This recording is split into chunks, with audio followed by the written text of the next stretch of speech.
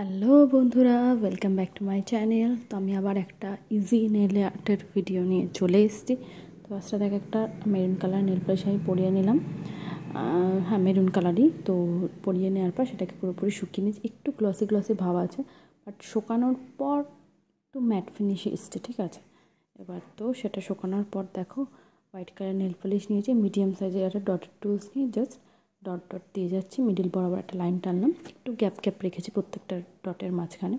আর তার পাশে আর একটা লাইন টানবো, আর এইদিকে আর একটা লাইন টানবো। মোটামুটি সোজাসুজি এই ডটের টুলস দিয়ে আমি 3টে লাইন টানবো। জাস্ট ডট দেওয়া, মানে এতটাই ইজি পদ্ধতি আমি তোমাদের দেখানোর চেষ্টা করি। এটা আরও ইজি বলতে পারো। তো তোমরা দেশলাই কেটে দিয়ে ইজিলি ডট ডট দিয়ে জাস্ট করে দিতে পারবে। আর সামনে যেহেতু পুজো আসছে, এক একদিন এক একটা নেল আর্ট করে কিন্তু অবশ্যই তোমরা ট্রাই করে দেখতে পারো, তো ভালো লাগবে।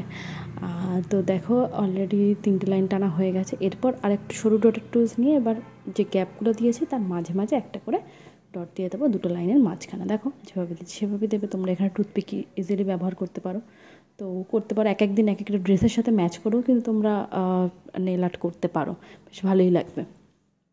তো দেখো প্রায় শেষের দিকে আমার ডিজাইনটা এটা পুরোপুরি কমপ্লিট হয়ে গেল। আর ইজি, সবাই করতে পারে, যে কেউ, মানে যে কোনো নেল পলিশে সেভাবে পড়তে পারে না বা নেল আর্ট করতে পারে না, তারাও করতে পারবে।